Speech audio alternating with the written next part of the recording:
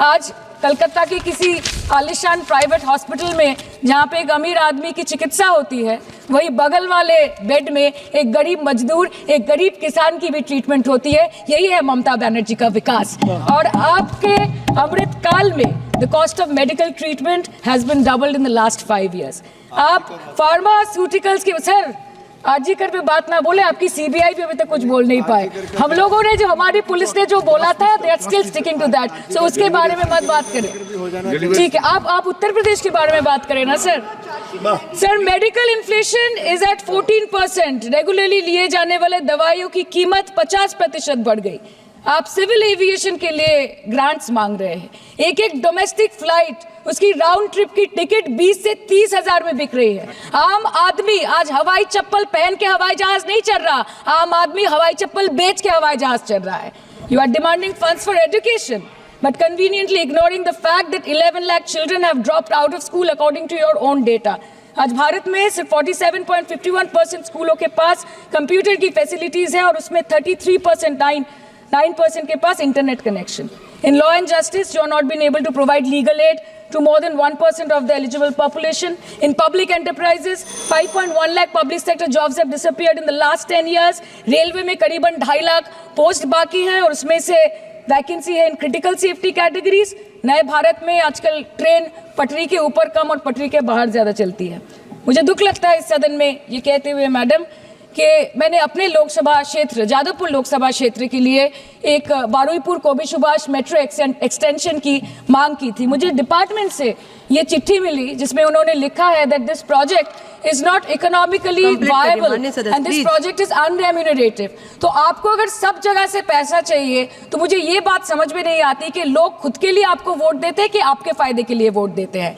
मैं आपको इतना ही बोलना चाहती हूँ, दिस वॉज द रीजन अपने प्रॉफिट के लिए आज इन्होंने सीनियर सिटीजन का कंसेशन भी बंद कर दिया और सीना ठोक के ये बोलते हैं कि 2022-23 अर्थ वर्ष में हमने 15 करोड़ वरिष्ठ नागरिक से 2242 करोड़ कमाए। धन्यवाद माननीय सदस्य। मैं 2 बात और बोल के खत्म कर दूंगी कि लोकसभा पे खर्च करके क्या फायदा मैडम, जब यहाँ पे विपक्ष को बोलने का अधिकार ही ना हो। लोकसभा के लिए भी तो ग्रांट मांगा है ना मैम। और अभी सर बोल रहे थे कि बेटी बचाओ बेटी पढ़ाओ, तो 10 साल पहले मोदी जी ने लॉन्च किया था, लेकिन उसके 80% पैसे सिर्फ पब्लिसिटी और मार्केटिंग और एडवर्टाइजमेंट में खर्च कर दिए। आपके उत्तर प्रदेश, मध्य प्रदेश, राजस्थान में ना बेटी को पढ़ा पा रहे और ना बेटी को बचा पा रहे। बंगाल आए और देखिए कि ममता बनर्जी ने विधानसभा में अपराजिता एक्ट में बिल पास किया है, कन्याश्री किया है। महोदय, हमारी संस्कृति तो वो है जो अर्धनारेश्वर को पूजती है। भारत की संस्कृति वो है जहां पर लैंगिक समानता एक नया कॉन्सेप्ट नहीं है। हम तो वो है जो कहते हैं कि प्रकृति और पुरुष एक दूसरे के पूरक है। हमारे यहाँ तो शक्ति स्वरूपा माँ दुर्गा की आराधना करी जाती है। भगवान विष्णु का सुदर्शन चक्र, महादेव का त्रिशूल और ब्रह्मा जी का कमंडल, यानी तीनों त्रिदेवों की शक्ति अगर समाहित करना हो तो वो केवल और केवल माँ दुर्गा ही कर सकती है। ये स्तर है नारियों का हमारी संस्कृति में। लेकिन कहीं ना कहीं आक्रांता आए और हमारी संस्कृति का अपभ्रंश हुआ। जहां सम्मान हमारी संस्कृति है, वहीं महोदया नारियों का सशक्तिकरण करना हमारा कर्तव्य है।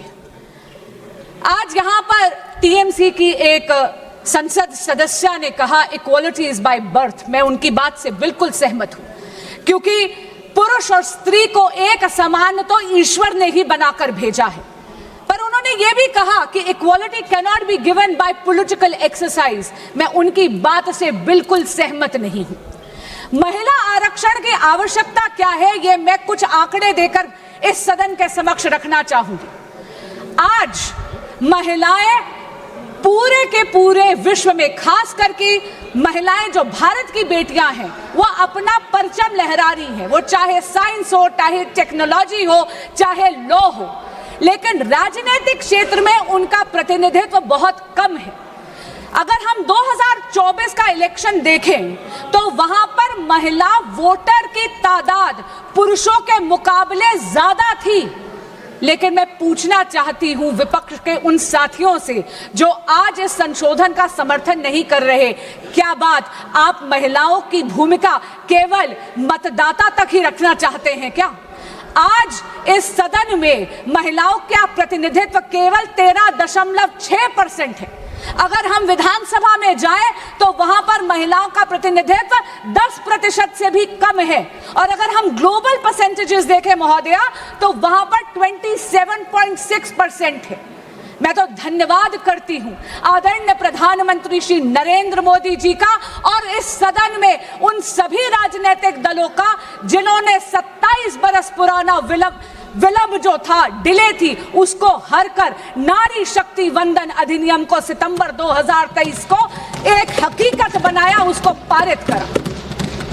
और महोदया मुझे अचंबा है कि मेरे विपक्ष के साथी जिन्होंने सर्वसम्मति से नारी शक्ति वंदन अधिनियम पारित तो कर दिया, उसे कानून तो बना दिया, आज वो इसे 2029 में लागू करने के लिए अपना समर्थन क्यों नहीं दे रहे हैं? वो क्यों अपने हाथ खींच रहे हैं? कल मैंने एक वीडियो देखी जो माननीय नेता प्रतिपक्ष ने जारी करी थी। मैं आपके माध्यम से उनको कहना चाहती हूं, ये जो संशोधन आया है ये वचन पूर्ति के लिए आया है। इस पूरे सदन ने प्रधानमंत्री श्री नरेंद्र मोदी जी की प्रेरणा से, इस देश की मातृ शक्ति से ये वचन करा था कि हम इस कानून को 2029 से ही लागू कर देंगे। मैं पूछना चाहती हूं माननीय नेता प्रतिपक्ष से, वो कहते हैं this is a power grabbing move. मैंने याद कराना चाहती हूँ पावर ग्रैब का मुद्दा नहीं, ये पावर बैलेंस का विषय है। ये हक चोरी का विषय नहीं, हक के हिसाब का विषय है। और महोदया, बहुत विनम्रता से कहना चाहूंगी कि इस सदन को, इस देश की मातृशक्ति को उसके हक का हिसाब देना पड़ेगा।